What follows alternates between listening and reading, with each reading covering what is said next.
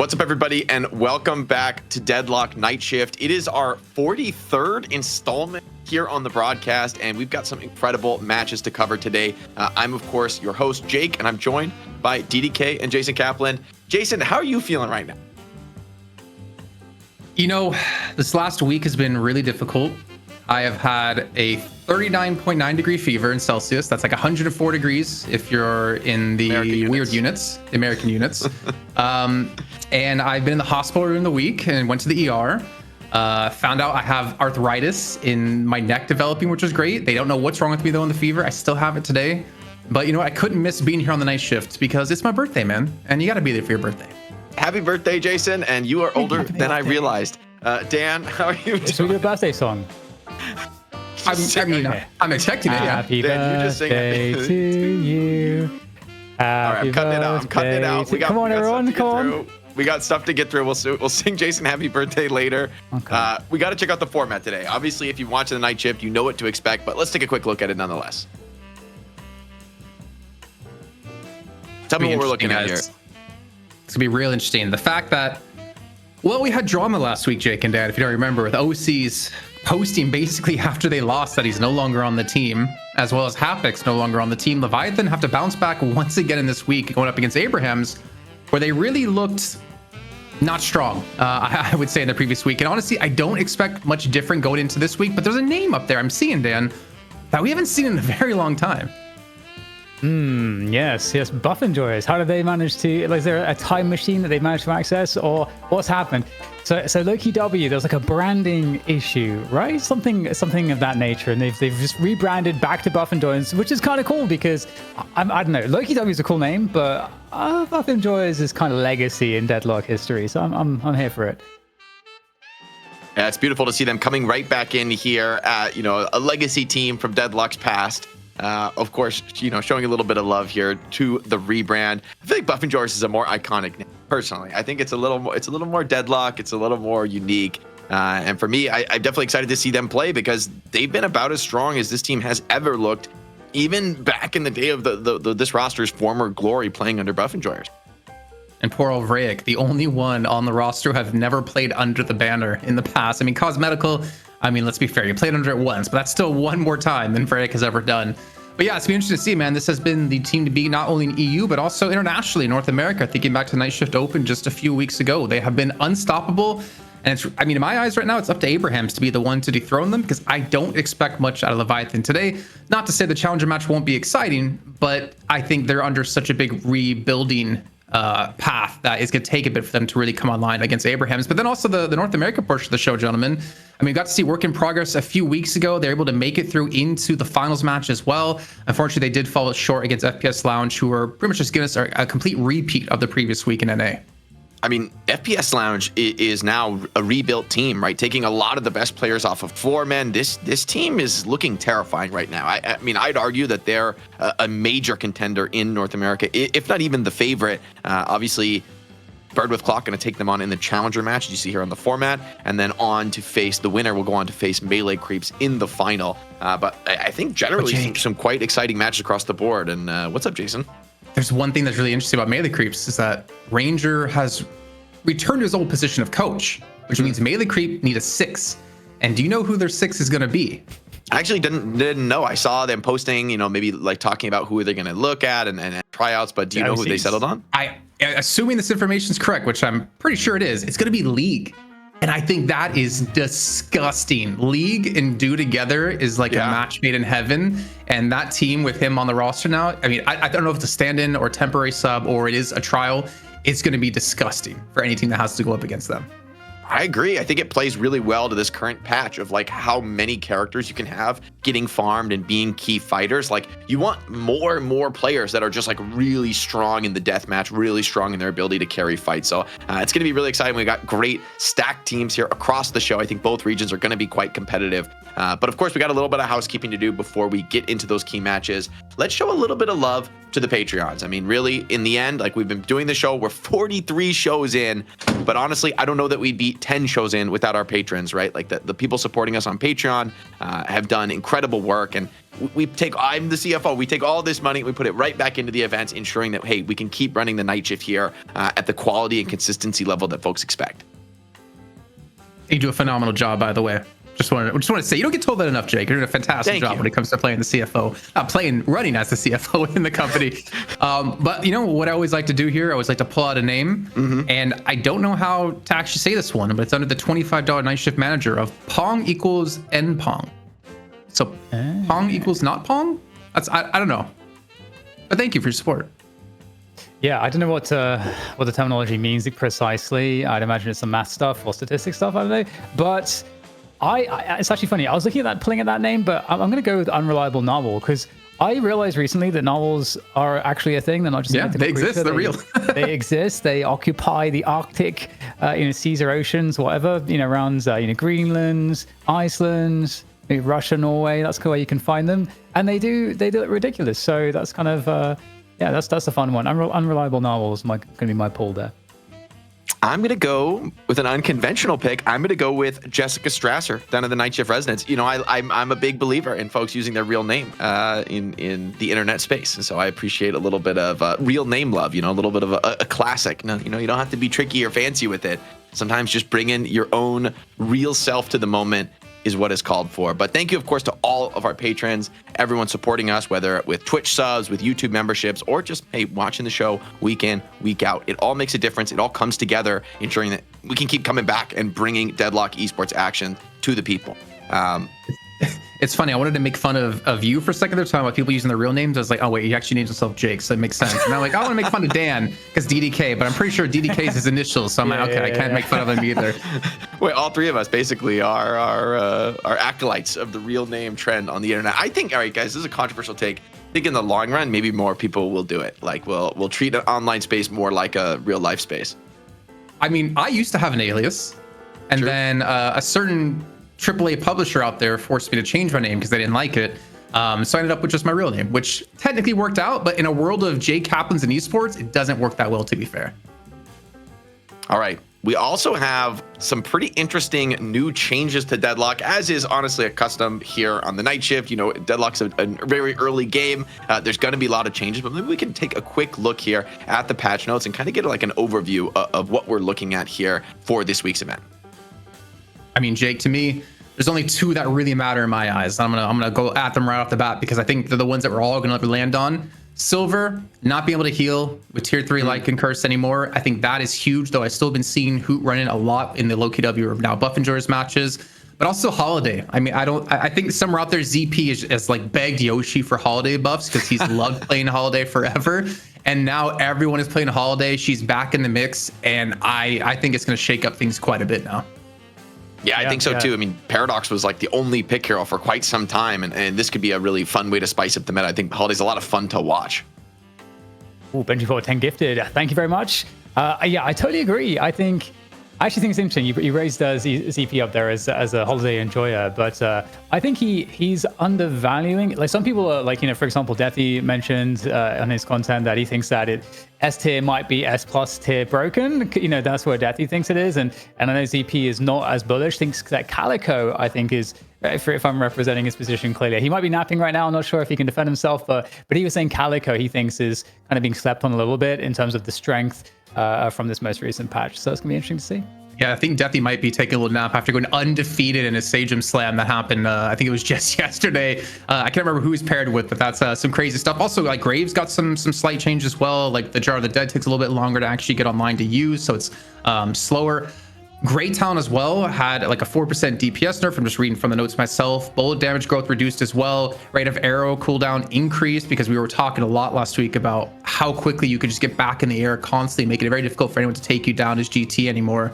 But there's some really interesting changes, man, and I'm kind of happy to see it shake things up. But I'm also curious, at what point will we start to get more set in stone, like smaller changes? I don't know, I'm going set in stone, but like this is a small patch or a minor update, but it's a big enough update that it does change the meta and kind of take some heroes who were unplayable or unplayed, at least in the night shift, and to making him probably full pick ban the entire way through today.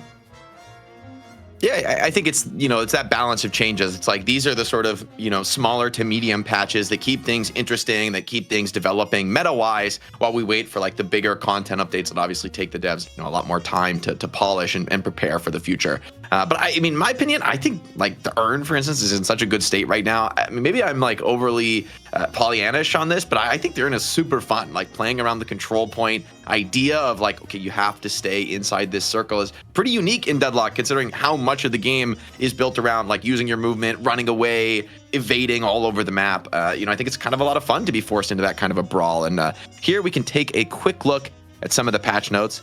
I wonder if Apollo may like just make it over the line. I mean, Apollo was a really top tier hero before some big nerfs came in. What do you think about this, Nick?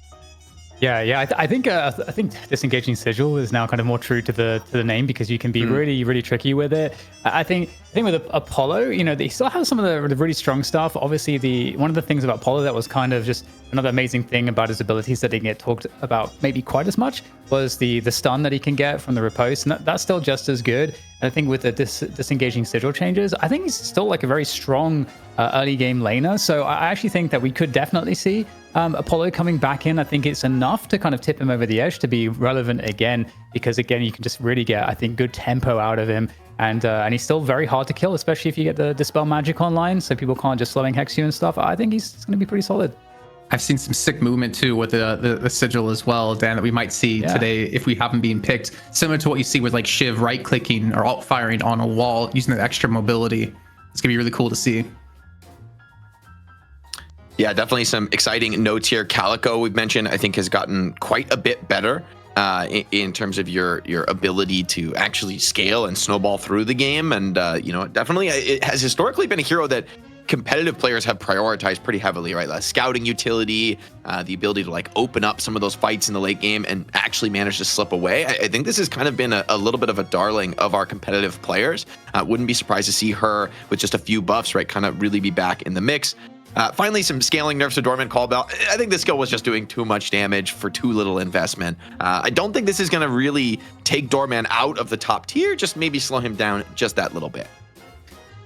Yeah, something I want to mention real quick as well is I think the Calico buffs are pretty extreme. I think we're going to see her. I would expect to see her like in every game. Yeah, just the tier 3 heal going up to 450 is kind of nuts. Like more damage, from the ults. And also the gloom bombs, taking just a nice combo, because upon impact you get the reduced melee resist, and so you get the melee damage from the leaping slash. So Calico, I think we're going to see in every game already, like a dangerous. Already kind of. I actually don't think she was underpowered. I think Calico was actually in kind of a good spot. We did even see her in some night shifts recently. So I think Calico stocks are going to be crazy. I think that's going to be the one to keep an eye on, as well as Holiday. I don't think the like you say, I agree with you. Doorman and Graves. Graves is very tricky. I don't think we're going to see Graves. Doorman, I think, is still going to be prioritized decently as well. I don't see that changing too much. Yeah, I feel like Graves was already pretty rarely picked in competitive play, and a couple of nerfs probably maybe fully take her out of contention. GT getting some nerfs, but I wonder if these are really enough. I feel like in the end, I really just like all these patch notes. They're going to be just enough to shake things up, but. Can we see maybe Holiday really quickly? Yeah, then maybe Holiday. Just because we talked about it, but we didn't get to on. Exactly. So like the whole fact now you can like drop powder kegs at your feet, so it doesn't move. I thought it's also really interesting. It makes it really easy, I believe, to hit some combos when you have like lassos, where previously you had to play some sort of like weird, like jumping but hold backwards and then use the barrel to kind of make it collide with the person you're carrying. Starting with 2 charges as well, but it also takes a lot longer for it to charge up. I thought was cool as well. There's a lot of change, like even the tier 3, the extra 100 damage and spirit scaling, and the charge time taken off of there. I mean, that like there's like certain players out there that we saw play Holiday a ton that we're gonna probably see today. Looking at Saya in particular as one of those potential players when we get over to the melee creep side. I mean, the thing is, I don't know if he wants to play that role within the team, but if you have LeBron on the team, you better give him the ball. And I feel like if you have Holiday this strong, you better give it to Saya. Yeah, I think this is going to be a more contested pick for sure now. Go ahead, Dan. Yeah. Oh, yeah. I was just gonna say the other thing as well is the stomp stun. Having some extra interrupt is really, really nice. And I think it only affects holiday. Yeah, it only triggers from holiday, so your entire team can't just like chain stun someone. But still, I actually think that's a small amount of stun. But sometimes just having those interrupts are really, really powerful to obviously deal with heroes that are channeling or anything like that. So yeah, holiday looks pretty insane. Yeah, some moderate changes around the board. Maybe we'll see some of these changes really have impact, but I don't think anything is really too crazy. Little slight nerfs across the board. I think the cooldown nerf to Silver's ultimate is probably one of the bigger ones, with there being a much more significant downtime there, with the ultimate down to from 40 to 70 seconds. So if you get this Viking Curse popped in a sort of a poking engagement, you're not really able to force a team fight off of it. There's going to be a much more real window to punish. More nerfs coming in to Victor. Warden, I believe, getting some pretty moderate buffs, especially the ulti actually getting buffs from every single point. I think a lot of people were just not taking any points in Last Stand and not really using the ability on carry Warden. So we'll have to see if this actually changes the nature of the character or really moves the needle for him. Already getting picked decently, and I don't know that this stuff like the bullet fall off nerf is really going to change the narrative for gun carry Warden. I think Zergy's just licking his lips right now. He was already playing Warden before, one of the few people in EU we ever really saw play it and have success. And I think he's going to be happy to continue to play it, though. There's still a lot of other heroes he's been playing quite a bit of on his stream. If you guys have been paying attention, he's been playing and wanting to play a lot of 7, playing a lot of Viper. He's even started picking up GT just because GT still says is strong, though don't necessarily think when you have Cosmetical on the team, you're going to want to see Zergy playing GT. But I think it's interesting to see, what the adaptation is going to be come into this, because it's changes like this do change the meta quite heavily, and it changes priority. And priority have been really set on things like Silver and Doorman and Pocket being like your top 3 you look for every single time. All right, gentlemen, the stage is set. We have a little bit of an idea of what to expect coming in to this week's show with the metagame. But of course, it's all up to the teams to determine how they decide to play. What do they think the best strategies are? That's why you come to the night shift. Let's introduce our first competitor here in the EU Challenger match. This is Abrahams. Just want to say, by the way, I come to the night shift to hang out with you guys, not to watch the best Deadlock, even though it is there. Just hang out with some pals. Maybe do some Appreciate STS it. after the show, like we did in the lobby in Atlanta. That was some good times. But speaking of good times, man, this team here, Abrahams, I'm to be fair, I'm happy to see them kind of not really jumping too quickly to make roster changes. Obviously, we did have a long period of time, where D-Mob and Hoot are on the team, and I believe they wanted to go their own ways to explore opportunities in other teams, with D-Mob going over to North America and Hoot rejoining Lowkey W. But to me, it finally seems like this team wants to be the team to grind things out and not just give up because things aren't working out, because it has been a while since it has worked for them. But we're seeing, Together flex back to some of the heroes he's become known for when it comes to Shiv, when it comes to Yamato. I think we've discussed quite a few times now that Arzo has really stepped into more of like the M1 for the team. Sanu, who kind of flex out of that role, has been also doing a great job. Empty Dreams has picked up, like the threat of his pocket is something you always have to respect, but he can flex into so many different heroes. And then we get to see Saint flex around. I think the question for me is Taz prepared to play Holiday today? Like, is there that much of an emphasis on Holiday, and are teams prepared enough to play Holiday that he's ready to pick it up? Because I don't think that's something you want to give up to the team if you have the opportunity to pick it. I got a lot of faith in Taz. I'm not going to lie.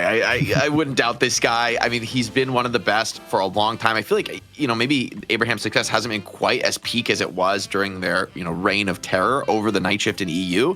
But I'm honestly excited. I think it'll be good for Taz to have more hero versatility that he can bring out in his role. Yeah, I think these guys are also.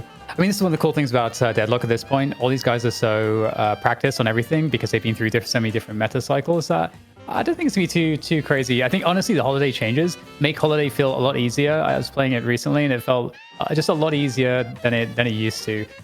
Even shooting the barrels and everything it's just a lot easier because of the way that they arc and everything like that. So I would expect to see it.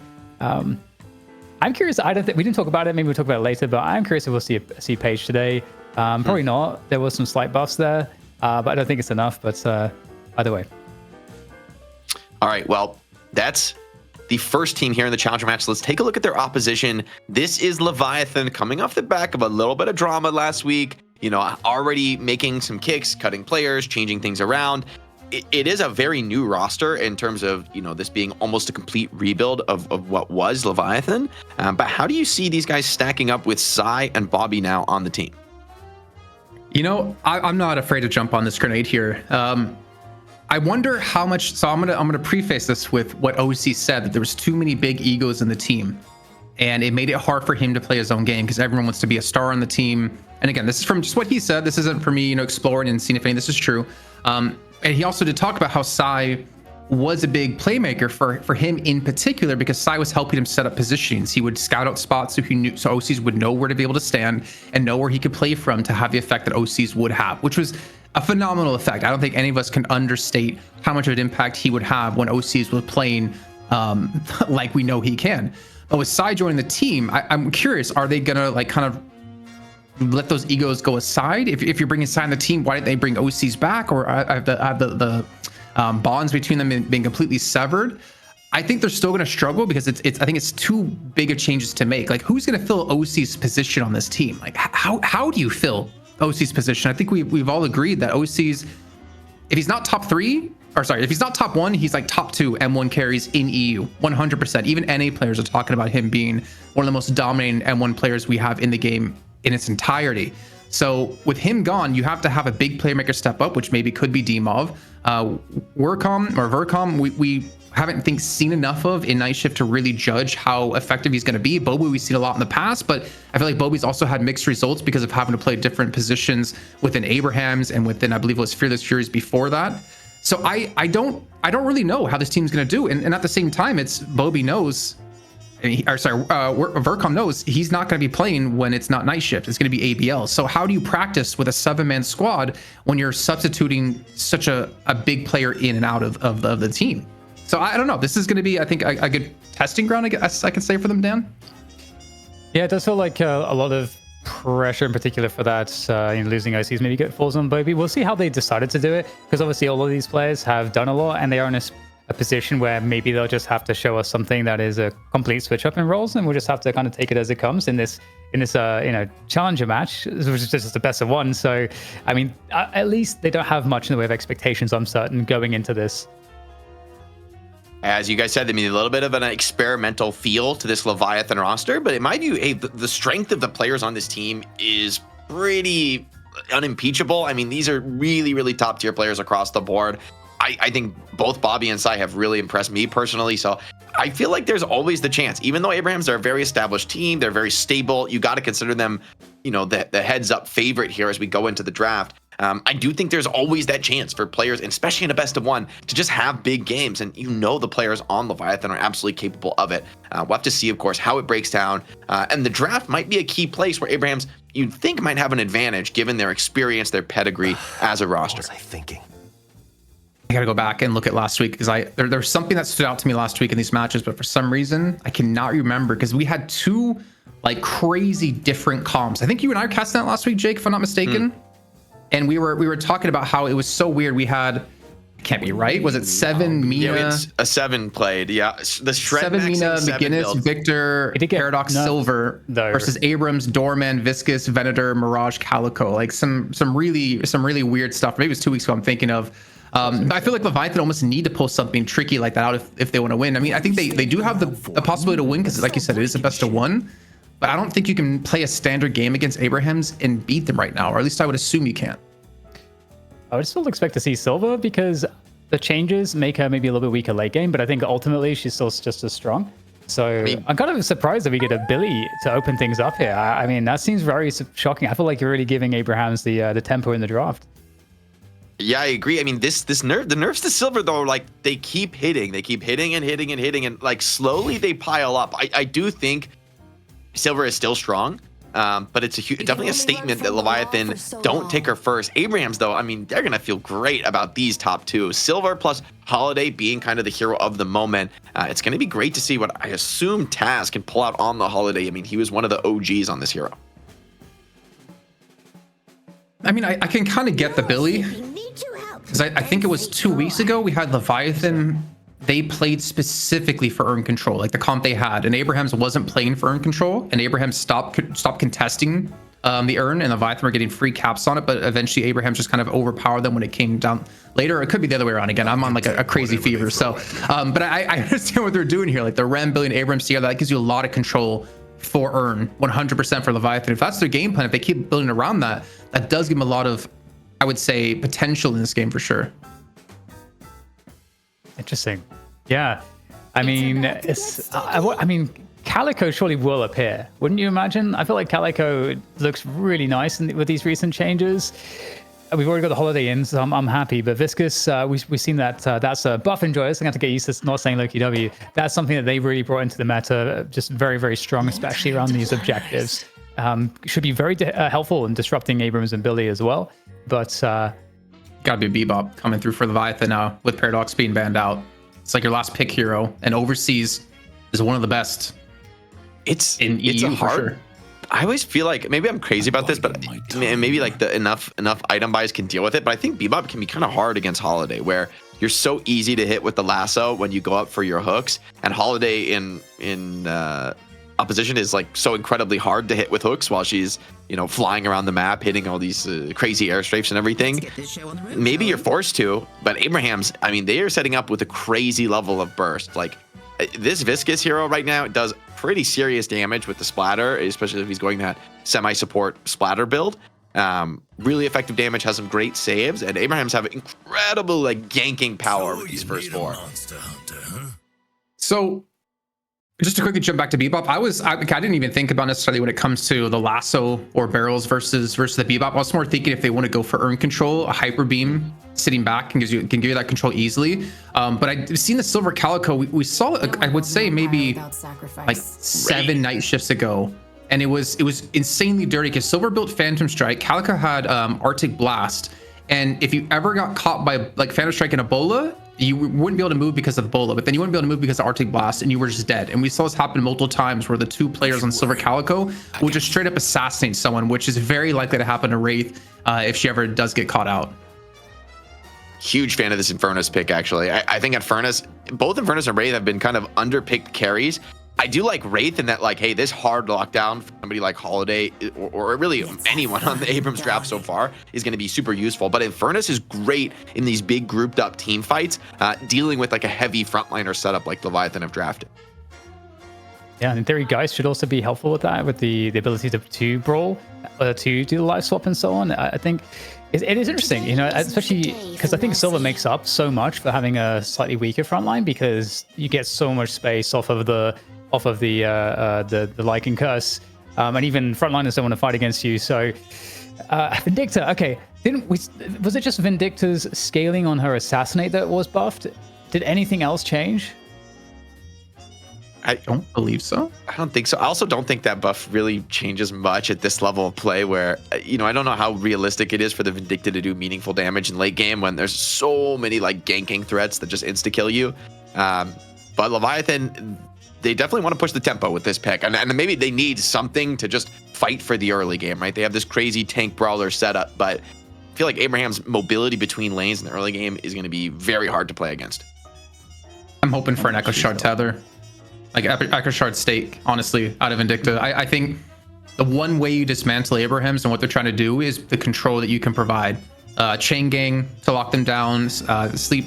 Oh my god, I forgot the name of Rem Ultimate. Nap time. Thank you. And then of course, like tethers coming through the stakes. I think that can be a really good way to dislodge that burst damage that they're looking for to probably kill that Wraith. All right, you guys, the stakes are set. The draft is done. It's time, of course, to get into the action. So I'm going to send it off. Dan, Jason, take it away. Okay, well, this will be very interesting. Very, very different drafts, I guess, philosophically. And you got the very heavy front line, not as much utility. Like you said, Jason, when you said the Echo Shard, that made so much sense because they don't really have much in the way of lockdown or just control in general or CC in these fights. So that does seem to be somewhat of a weakness for Leviathan. Abrahams do seem to have, I feel like, a much more versatile roster. The only thing I would say is that is Calico a little bit worse against the heavy frontline comp, because Calico's one of her strengths is being the assassin, where she can burst down smaller HP targets. But most of these targets are really chunky, and you've got the Rem that can kind of just do the tag along to heal or evade that burst damage as well. Well, I'm going to touch that point in a second. Just to quickly point out, we are having some lane swaps come through. So Infernus and Viscus going to be having to the right-hand side, swapping with Calico and Geist. But the note about Calico thing is, I don't expect Sonya to even jump into the front line out of a Leviathan. I expect him to actually hover around in Ava form, sit around towards the back lines, and specifically just look for those like easy burst targets that he can get. If it's Sai, if it's Vercom, whoever it's going to be, maybe even Demov. I don't think he wants to engage on the front-hand side and use the mobility that, Calico has to look for those assassinates. I think what I'm mostly curious about is how are Sonya and Together going to play around each other, if so?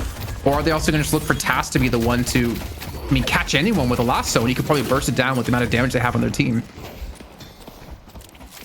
It's going to be interesting to see. I think you're right. Vercom definitely a very high priority target to make, just like disrupt the positioning in these fights. If you're a Wraith player, especially in the mid to late game when you're a bit more activated in terms of damage, you're looking for really solid positioning, and off of that positioning, you get basically maximum uptime in your DPS throughout the fight. But the position is really important to achieve that. And so, yeah, I agree. I think Sanya Sniper is going to be looking out specifically to counter that, to make sure that Vercom cannot get so much damage output in these bigger fights later on. But in terms of the early game, Jason, which we've yet to discuss, what do we think this is going? I mean, Leviathan definitely have a nice early game, but Abraham's as well. Lots of burst spirit damage to watch out for. Yeah, for me, and I could be completely wrong in this, but I don't really rate Geist that strong early game, even necessarily like closer to like the late stages of early game either. I feel like you need Radiant Regen to come online before you have the sustain. You need Berserker as well before you can really start to amp up the damage here. You need to have a lot of like key items before you do have the power to actually push and bully people in some of these fights, as they do not want to let Vercom get away here. The chase is still happening out Together, trying to go for the catch onto him. And he's still connecting shots here as well. He's just not able to connect his one on towards him, but he's also being baited extremely deep here. And don't tell me he's able to pop a double kill. What is happening? Oh, that's a fantastically timed parry. That's certainly going to create problems. Quick barrel as well will certainly send the Wolf away. I do agree with Jake. I think Infernus is still really, really nice. The Flame Dash, really nice for control, and these heavy front lines as well. You can just, you can apply a lot of effects onto them if you're looking to go that way with the build. I don't think we necessarily will, but in general, like that sustained damage is very nice. It's hard to catch the Infernus, especially when you get Dispel Magic and Warpstone online. It suddenly becomes extraordinarily difficult, especially if there is the you've itemized correctly with getting, I think, what was it, like usually 1 in the afterburn, then you go straight for 3 Flame Dash, and you get the rapid recharge in there, and suddenly you can just always be sprinting at 100 miles an hour. So I think that will be quite annoying. Yeah, I think there's a lot of potential for a lot of people, I think, to be annoying in this game. Looking at you, Sonya Sniper, Empty Dreams, and even the other side, like for Bobby, Sai, maybe even Demov in here. And I actually did want to point this out. We didn't really touch on who's on who necessarily on the Leviathan side, because I saw Shiv in my head. I'm like, okay, that's Freemok. Freakmok has to play Shiv or he has to play Silver. That's like the 2 heroes he's ever going to play. He's on Abrams. They've actually given Shiv over to Bobby, which I don't know if that's just because it's a hero that Bobby's going to be comfortable on. Obviously, Freemok can play Abrams. I played with him on Abrams, funny enough, playing with Listic one time. But it doesn't, to me, scream as a comfort hero as much as a Shiv does. So this is already making me worry slightly for the side of Leviathan. But also, you got Demov, like one of the best players in Europe, playing Rem, playing a support.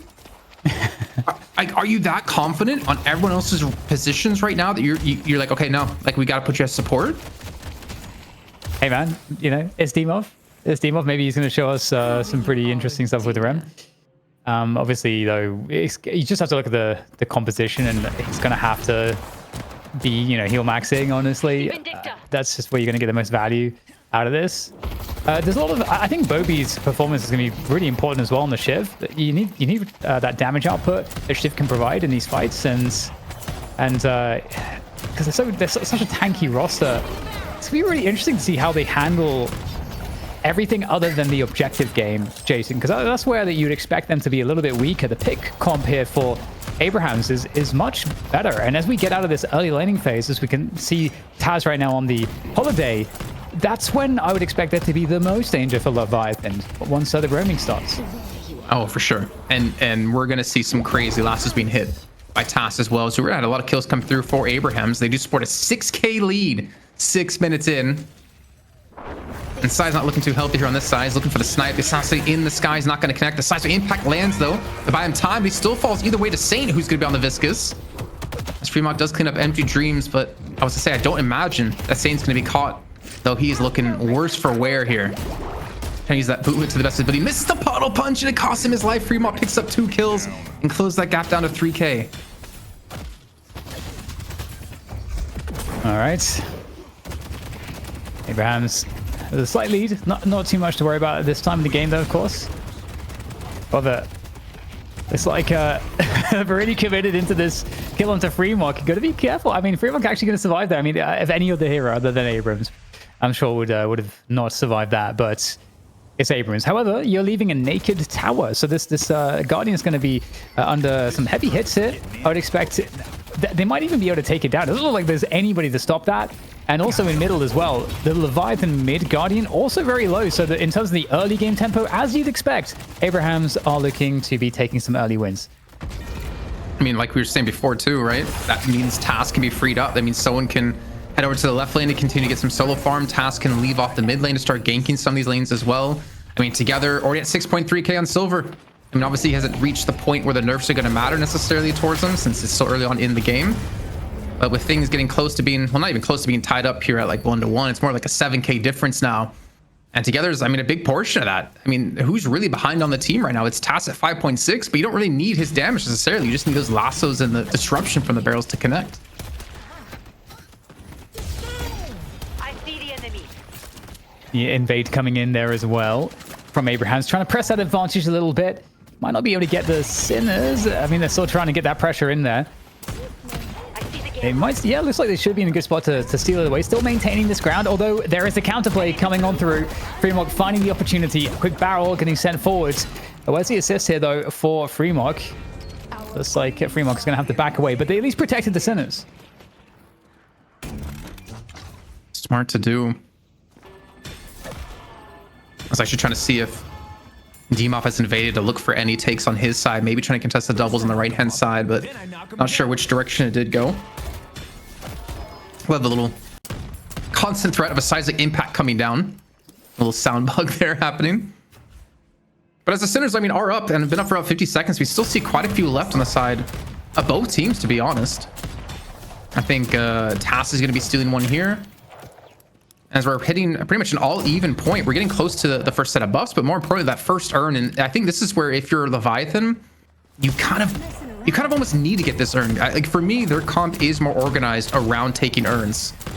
Abrahams, I think they could afford to fight it, but I feel like Leviathan are banking the fact of getting these. And if you can't get them, then it feels like, why make the comp this way?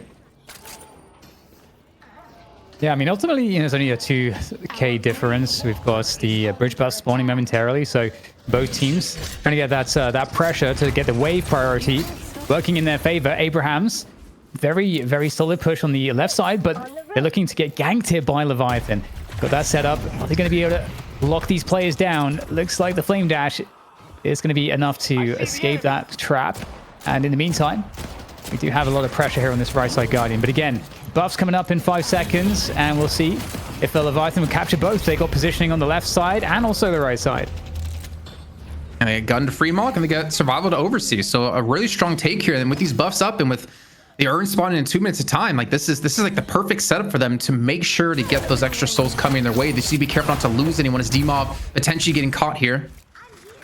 Transform not ready with the Lycan curse. I think missing a shot or two, so together couldn't actually transform, but he's still on 9.7k, man. This is, if you're Demob, man, you're scared of him. He's like 2k ahead of you at this point. Oh, and there's a good little interrupt there by the Serrated Blade too. Stops Sonya from getting inside those grates into those little tunnels.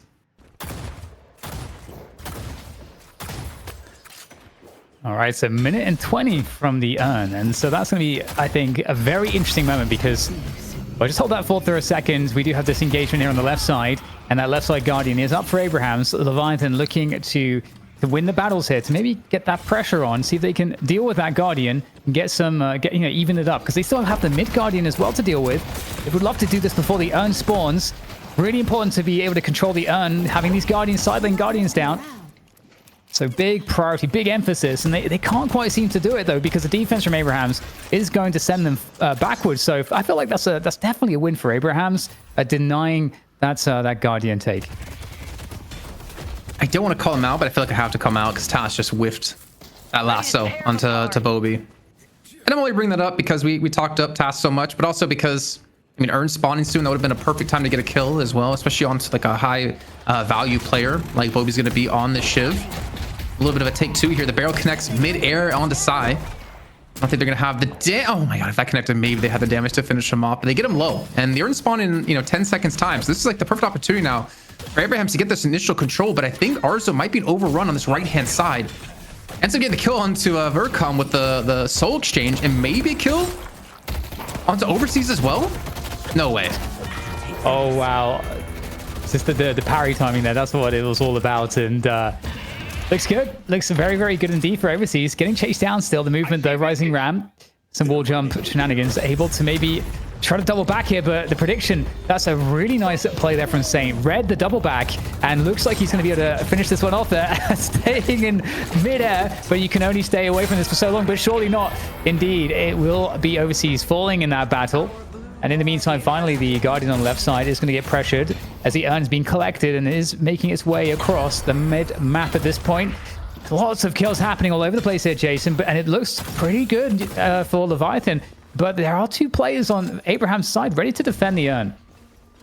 Yeah, and I mean, they're still going to be down 2-3 players. Overseas going to be respawning back on in. I don't think they're going to look for the dunk anytime soon. But while this is happening, Bobby obviously getting the Guardian on the left-hand side is a big win for them for sure. Keeps things within 4K. And Abrahams are definitely setting up players here to make sure to defend while letting Arzo farm at the same time. The counter to that, though, for Leviathan is you need to be letting Vercom farm. And they've got 3 players on this left-hand lane, farming up jungle, farming up waves. So the economy game, the macro game out of Leviathan doesn't feel too strong right now with the way things are kind of set up.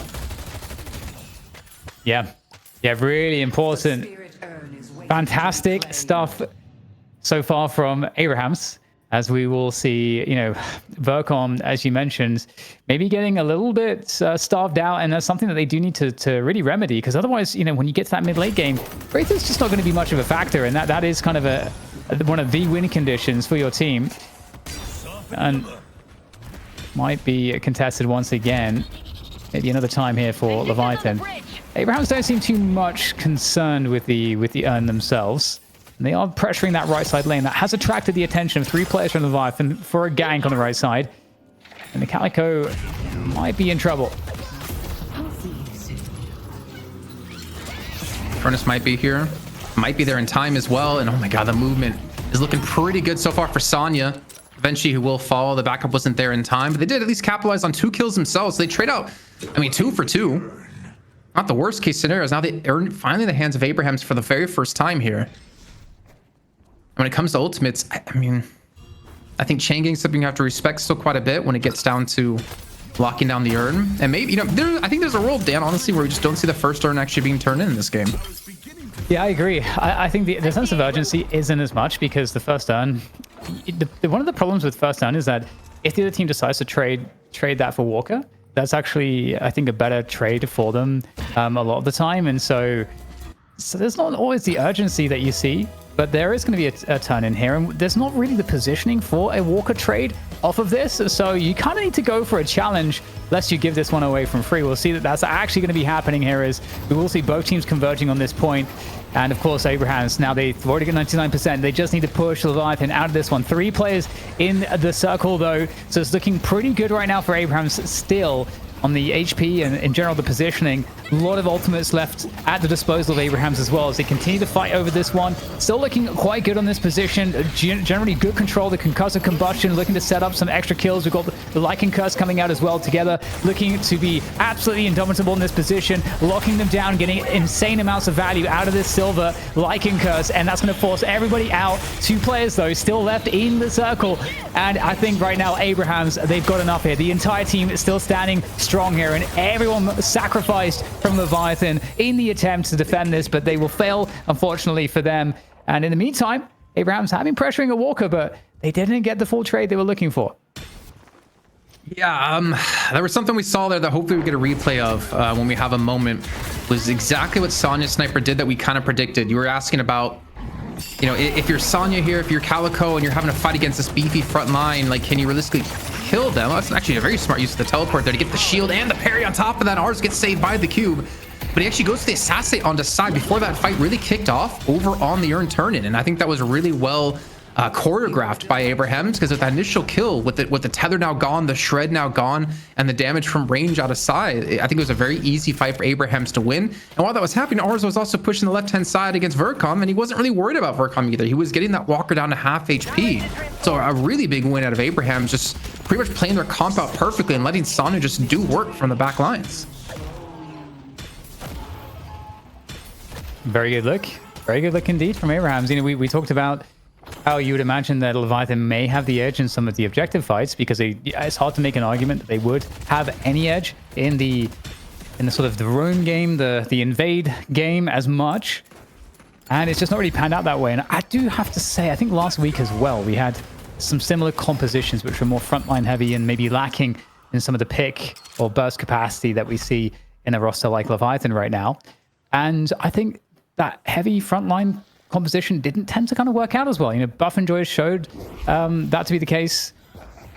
We'll see if they will play something similar to Leviathan, or rather, sorry, Abrahams, when they play later. But this is starting to be a deficit that's going to start to hurt, I think, on the stat check category, Jason. And also, I mean, we're 20 kills to 10. So they've already like doubled the amount of kills, a 10k lead. They won the first urn.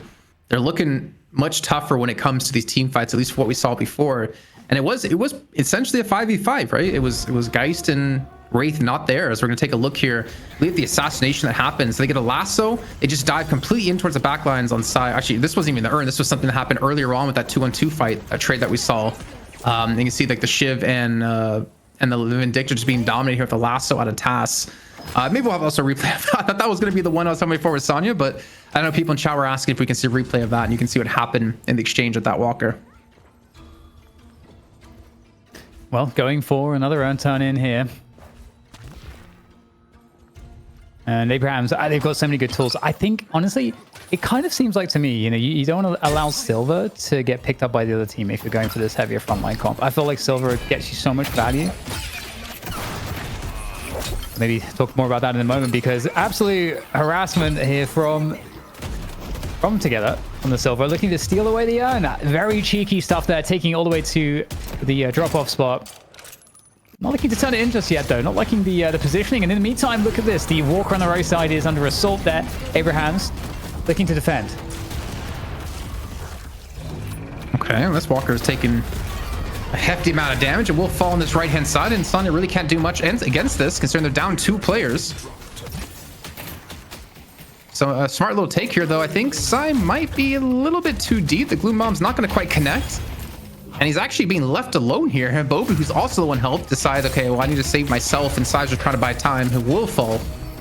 But I mean, for a Walker, and he got 2 kills, that's worth it, man. Yeah, cleaned up the deficit quite nicely, but got to be able to survive the Lycan Curse now as well. Looking to try to get out of there overseas, doing everything possible. And with the tag-along, looks to be in good shape. And that's what we were talking about. You know, this is the scenario macro-wise where if the urn is being deposited by a team, you can try to decide to sneakily see if you can pick up a Walker. And that's exactly what Leviathan were able to do. They were 10k plus souls behind, and now they've recovered some of that difference, looking more competitive now. But as you said, Jason, you know, generally the kills are still going the way of Abrahams, and it doesn't really seem like that story has changed at all just yet. Oh, we have the... Oh, no. This has Arctic Blast too. I mean, you just see from one quick combo of the Leaping Slash, side down to and close to half HP. And just the threat of this Wandering Cat is just so deadly. But here we go. We actually see the stake come on through here. Massive got a side to make it so TAS can't get away here. I believe that's what that was, being thrown down. And that's what I was kind of talking about before, that if Sai wants to counter out on TAS, he has to hit some amazing tethers. And I think he guaranteed saved his life because of that landing. Really well played here out of Sai in particular, even though TAS hit the lasso. And the response walker on the right-hand side has been achieved here out of Abrahams. Yeah, really dangerous too, because I think we saw also the chain gang come out as a combo off of the stake, and so I mean that's it. That's the CC. That's all of the lockdown you do really need to worry about if you're Abrahams. But looking to go for the engagement here over the Urn turning spot. The Urn has been dropped on the ground. It's going to make its way back to its original spot, but the team fight is going to continue here as it's actually Abrahams who are chasing this one down. Lycan Curse is going to be ready very, very shortly. So, I mean, looks like Leviathan, they don't want anything to do with this one. Now there it is, Lycan Curse activated. Health is diminishing rapidly, though, here for the Wolf. It's very problematic, and there it is, the snipe from Sai. The assassination. 2 players down from Leviathan, though, in the midst of all of this, for the kill together. And there goes Viscous as well. Saint is out of the picture for Abrahams. 2 for 2 right now, and very weak players for Abrahams. They don't want to continue necessarily taking this fight. Got to be very cautious.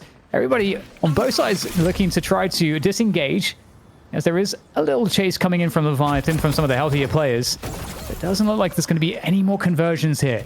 Very interesting, Jason. You know, after that fight, where do you think things are in the game state? I don't know. That, like, actually surprised me, considering they had overseas caught like really deep. I was honestly amazed to see Sai be able to bounce things back and keep it a 2 for 2. I for sure thought that would be going the way of Abrahams with almost no contest. So I got to, you know, Leviathan credit in particular in that fight. And I thought Abrahams would be a lot stronger. You saw Sonya, he hit every Gloom Bomb on Sai. He saved his Leaping Slash when Sai would just fly away, and he still caught back up to him, but he didn't have as much damage as he was hoping for at that point. And now we're pushing into the next deposit there, and drop off here as it actually does get dislodged from Bobby's hands, but eventually it gets it dunked on in. And you can see Leviathan gonna have more people on the point here, getting the early 99% built up right off the bat. And no one's there to contest it of Abrahams. They let this one go for free, and Leviathan get an urn that they desperately needed.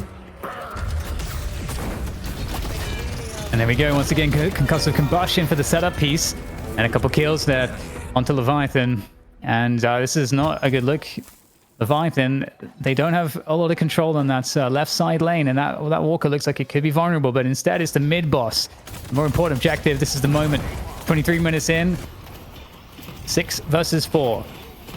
Leviathan, they've got some hard choices to make here. Not looking like they want to go in for this one. No steals attempted, I don't think. Although we do have overseas, he's pretty close, but looks like he's gonna not really look to contest this after all. But this is a problem, Jason. 3 Rejuve crystals going clean to Abrahams. Yeah, at least Vercon does make something out of this one, right? He does take the mid walker, so now up 2-1 so far. But you're still gonna obviously, you know, not want to let those Rejuves go for free, and considering now they're going to be on the back foot for a majority of the time until this Rejuve does fade off. It need to start focusing on taking their own jungle, which you can already see them on the minimap heading towards. You have currently Freemok. I'd say slightly overextended, but he's not too much pressure right now because he's very, very tanky, like 3 full bars of health. Plus has the support of Vindicta and a Shiv nearby if needed. A smart take, and the thing is, if you're to name any team out there who would go for these like risky or these like weird timing, I mean, it wasn't even necessarily that weird of a timing on a mid boss. It's definitely going to be Abrahams. That's something you always have to respect when it comes to them being on the field. But yeah, it's up to Abrahams now. What can they do? Are they going to look to take a walker? Are they going to look to take team fights?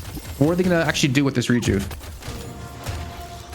It's hard to imagine that they're not going to be able to find ways to create opportunities here, because they've been the ones that have largely been able to initiate in this game. And we talked about that's one of the strengths they have in their composition. So they're well set up to maximize this. And with the urn now on the map, I mean, Leviathan, they've been doing a good job staying ahead in walkers. You know, we haven't talked too much about the macro successes they've had there, but they're only an advantage 1 walker. They're going to lose an urn here, not looking to challenge for it.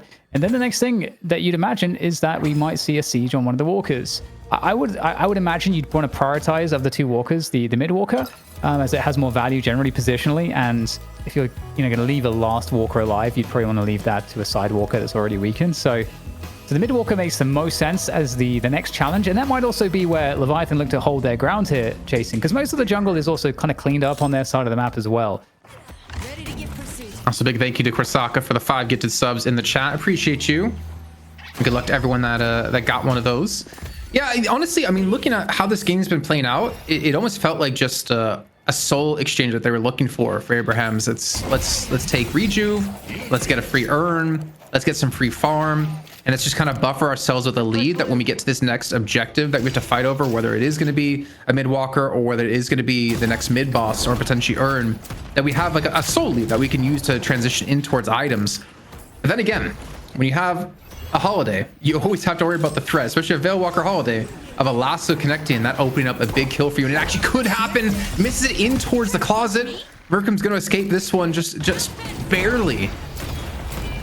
And I get a temp by task, but honestly, a good job by him to actually escape this lasso, because that would have been the death. But the death might not have stopped right there as they continue to push on through. Bobby's going to be the first one to go down. Yeah, all the lanes pushed here. The fight looking really nice here. Not a single rejuve crystal has been expended just yet. Abraham's in full control of this one. And 15k ahead at the moment. We'll see how much that's going to start to balloon here. This fight, though, is finally looking to do some damage to Leviathan, able to take down one player. And again, still maintaining that 15k difference. So, you know, to their credit, although they lose the mid walker, they aren't that far behind. There is still some time remaining on the rejuve, but a lot of it was burned in that push. And so I think, you know, all things considered here, Jason, you got to say Abraham's, they're not too far behind. It could be a lot worse. I think it'd always be worse, for sure. I think I am a little bit worried, though, that ours was on 32,000 souls, because they've been, I think, very methodical of their macro game of whether fighting for urns on the side of the map, they're letting Arzo continue to farm up, and he's becoming like this really tough force, and also this front line for the team that they kind of lack when it's just basically Arzo and Together alone. I feel like Sonya's not really doing as much damage as I would hope for. I don't know, maybe we could take a look at player damage actually with some stats here. Maybe I'm actually just talking complete BS. I was expecting maybe a little bit more damage out of him because he doesn't really have the burst potential at the moment, but with Scourge picked up, you can see he's looking also to do damage to these frontline tanky players like Freemok, who actually took 3.3k from Sonya alone. So maybe I should just, you know, shut up when it comes to damage out of Sonya. All right, well, you have the defense of this Walker. Very the last Walker standing here for Leviathan. If they're going to convert, if there's any time, this is a good time to do it. Looking to see what they can find. The lane's actually in Leviathan's favor, so there's not urgency to be anywhere else on the map at the moment as they still look to defend this Walker. It's on the Slither, finally taken out though. Now, how much more will Abrahams go for? Nice chain gang coming on through. Overseas looking to try to find something, but again, the Lycan Curse. It is so devastatingly strong. Together survives on such a small amount of health, but it's enough. And there's 4 players dead at the end of it. So we're now starting to see a 20k difference starting. Oh my goodness, the assassinate was so close. I feel like that was absolute robbery not to get that one. Very unfortunate for Leviathan. I do kind of question the chain gang though. I feel like it just came a little bit too late out of overseas. They already lost 2 players. They lost Freemok and they lost Bobby, and winning a 4-on-6 is not going to be easy, even with the best chain gang in the world. Maybe a nap time on top of the chain gang could have been enough, but you can see that the rest of Abrahams were able to escape most of it, and they were going to be missing, you know, a bunch of damage from that. Now their base is going to be taking heavy damage here as they lose out on the base guards. They're going to lose out on the first shrine as well. I was expecting them maybe go for the second shrine, but I guess a little bit too worried about the respawns coming on through, and they're still going to be happy with 1 shrine take either way. But mid buff spawn in 1 minute and 20 time, and a lot of money to spend. I mean, you see here alone, Arzo has 6.7k. I mean, Spellsinger would be huge to actually go for the seismic impact. They really want to chase this one out. If Abraham just turned around and fought, they probably could win this fight, honestly. Still doesn't feel like it's the end of the world, but I don't know. I feel like there's been no point here, Jason, where Leviathan have been in these fights, and there's a problem. Getting locked down by the lasso, connecting quite nicely, doing a lot of damage. Right now, Demov on the Rem is not alive, can't provide those heals to sustain mid-fight, so you've got a very weak Freemok who's getting absolutely blasted and gets taken out finally, and just an in-time map pushed against the Abrahams, the Leviathan side right now. And I mid just don't boss feel is like you coming can up be dead very here, though, soon. Dan. I mean, you're down 60 seconds, mid boss in 30. Like this is probably the worst time to die too. Also, buffs and earn coming up in 5 seconds. You're going to be 5 on 6, and you're already behind almost 30, 40k souls. It's just going to get even worse unless you can get a catch. And the assassin again came through out of sight. It almost actually gets to kill an Astonishing Sniper, but now the rest of Leviathan are in a really bad position. They've lost their M1 carry out of Urkum, and they're still being chased down. Mid boss is up in 6 seconds. Like this is going to be the game here for Leviathan. Yeah, and it's so painful. It just feels like something we talked about earlier. Vercom not really getting the farm priority. It felt like maybe in the time of the game that he needed it, or I'm not sure exactly what is the exact reason Vercom was not getting more farm early, but it was not the start from the Wraith that you want to see, because it's all about that early game is all about setting Wraith up for this point in the game, where even if your team's a little bit behind, you're kind of ahead enough to always be that damage threat, and then you get those quick picks. But as you say, it's going to be a challenge for the mid boss here. Lots of kills going to Abrahams, as they have the entire time so far in this game, and it's going to be all the rejuve crystals for them, and just like you say, it looks like a clear path right now to finishing the game. I mean, it should be. The thing is, they could also just play for earn pickup as well, continue to extend their lead even further, but they're also picking up kills while they don't even have 2 players there. Well, 3 technically with Together Dead. And they still have 3 rejuve crystals, and now, Fremont comes out of base here, tries to get a charge on Arzo inside the base, and he's going to be taking not too much of a licking as he does back away. But they have another set of base guardians now down, and the earn's going to be turned in, and they can just go back and buy. They have enough money to pick up some serious items.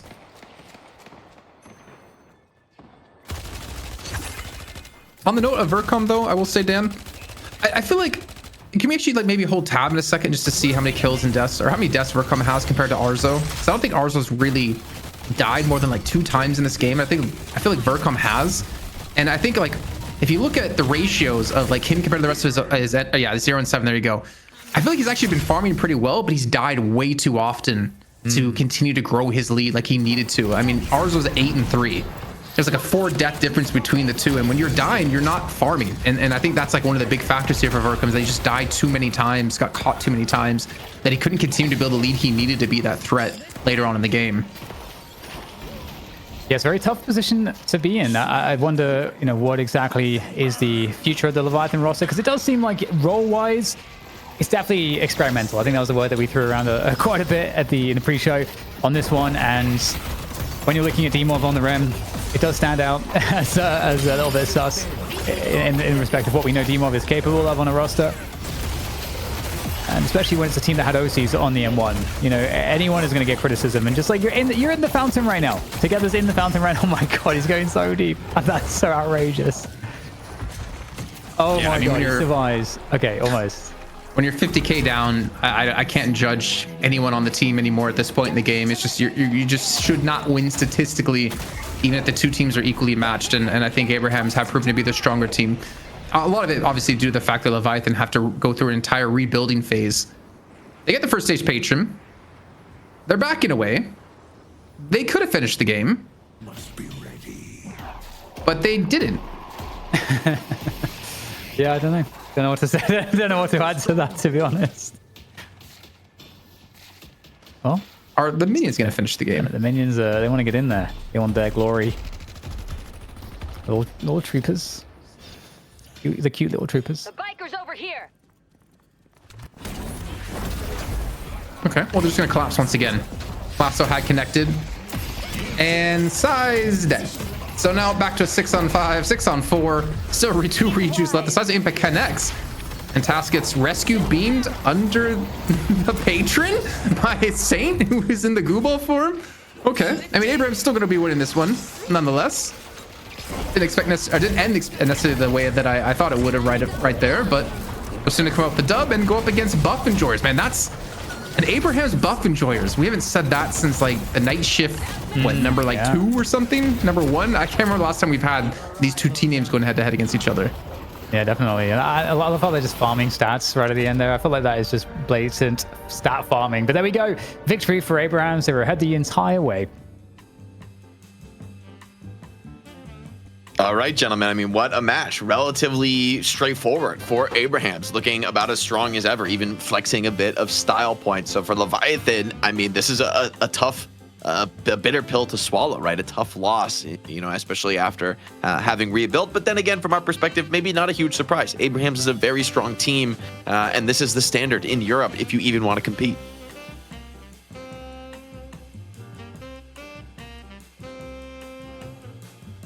Yes. Jason or Dan? I just want to see how long Sure we Jason could was getting in go. there. The standoff. I don't That's know. my bad. I should have controlled the conversation. No, it was more of me just trying to put pressure on Dan just to see if he'll jump in. I'm But gonna do it next again. time, I'm definitely just going to keep it silent. I'm not even on till NA, and I was tempted to jump in. I was like, what in the world was going on, you know? Still, but you know, it's a solid match. It's a great showing for Abrahams for them to go on into a money match, which also doesn't look easy. Like, as dominant as they were there, I mean, Buff Enjoyers, formerly Lowkey W, have been a monster team as we're able to take a look at some of the highlights here. Great to see Taz back on the holiday. Felt like he's never left it.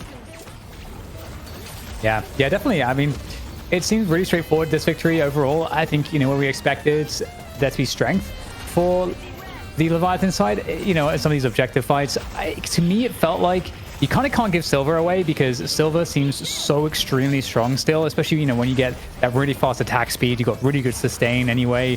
It just doesn't seem like a heavy frontline lineup can really compete with the Lycan Curse. It just seems like outsized value.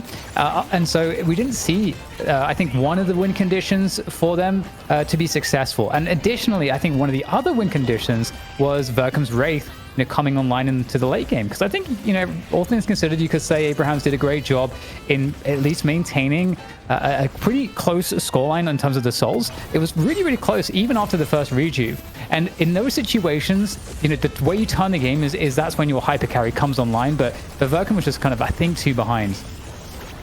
You know, I want to say something. It's not, I guess it's not super controversial, and maybe I'm being like slightly too critical on a team that's rebuilding, but if I got D-Mob on the team, I ain't putting him on Rem. Like, I understand he's played Rem before, but I ain't putting him on Rem. That's like having Jake on my Overwatch team, having Junkrat as a pick option because he's like super meta, and be like, no, Jake, you're gonna play Mercy instead, okay? Like, I did play Mercy actually in the Overwatch League. Okay. It was a good time. That was pretty good. I should have changed then. I don't know who, Symmetra. I don't know who was like one of the worst heroes. But I think the point is, like, okay, Rem can be decent, and Demos played Rem before, but to me, he's their best player on the team, hands down. Like, mechanically, he's gonna be the best player on the team for sure. He's also had the most success in Overwatch, in Deadlock on the team for sure as well. So why is he playing something like Rem? And I get maybe it's because others aren't as confident playing something else besides playing the role that they're currently playing. But like, for me, that already stands out as something that's not going to make them successful. And maybe they're trying to figure some things out and swap some players around when it comes to roles. And they obviously have to play around a 7th player with ABL too. But that already like leaves a bad taste in my mouth. And if D-Mob was on Shiv, could the game have played out differently? Honestly, I think there was a chance it could have played quite differently because D-Mob is that much of a beast on Shiv or on any other playmaking hero. He can be a massive beast. But I will give Leviathan credit at least. They did play the macro game in some situations well, like that push that they had on the right-hand side Walker. I think it was Sai and Bobby. They ended up pushing. They get a kill. They get the Walker. Bobby escapes. Sai stays back to die. Like, they had a good macro play there. They had a good macro play with Verkam taking the mid lane Walker as well. But it's just odd to me to see like a star player, probably the biggest known player in this whole lobby, playing a Rem of all heroes. Yeah, that's a good point. I mean, at least I would have thrown him on a Yamato or something. Like, this was, you know, screw the healing of Rem, or at least, like, I don't know, honestly. But I totally agree with you. I don't know how to make it make sense, but this doesn't make sense. I'm with you. Yeah, I think you know, it's not easy to go up against Abrahams. You know, for this Leviathan team, they're experimenting, they're trying to find what works for them, they're trying to innovate and adapt, and they're doing it live here, of course, in a competition setting. Abrahams are you know, this is back to basics for them. Like, the laning phase is incredibly strong. They're great in the team fights. This is a team without obvious weaknesses. And it just underscores, I think, the challenge when it comes to anybody who wants to upset the rankings in Europe. They're incredibly hard. I mean, this Abrahams arguably isn't even the best team right now, right? That's Buff Enjoyers waiting on into that money match. So a long way to climb for a team like Leviathan. You know, some sparks of greatness from individuals, but not nearly enough for the overall to get a win and to continue them on into the money match. We'll see if we've got the MVP ready yet. We're getting that set to take a look at some of the highlights from the match. From this was felt like a bit of a victory lap for Abrahams at time. I don't want to hate on, Bobby too much, but like 19K Shiv, when you have a 41K Billy, same souls, that's a bit of a pain. That's a bit unfortunate. I mean, even Fremont got 30K as Abrams.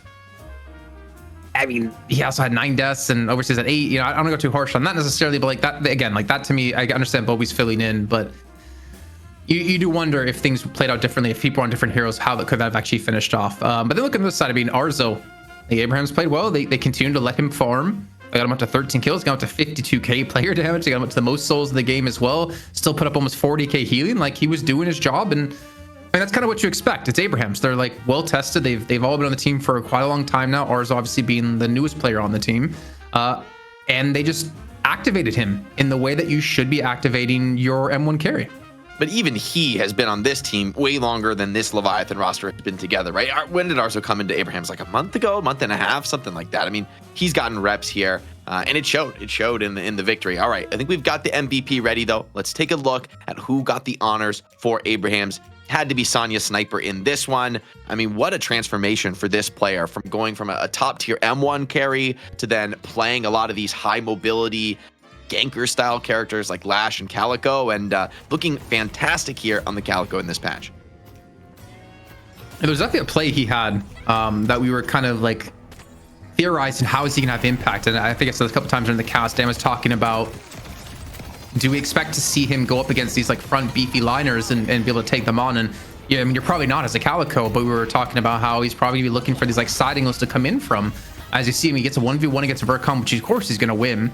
And then when we saw like towards one of these urn fights as well, I think it was like the first big urn fight we had in the game. So it was like the first urn.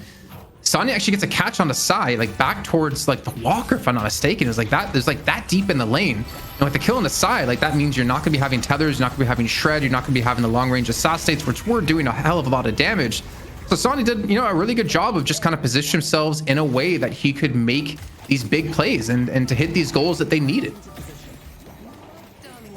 Totally agree. Yeah, it's huge for a team when they're able to just get it down the field, right, and just have that impact, run up the numbers scoreboard. It's something the fans love to see, and we might have more of that coming up in the next match. In fact, you can expect some great fireworks between always these two squads vying for the top in EU. So don't go anywhere, guys. We're gonna have all that and more after a short break.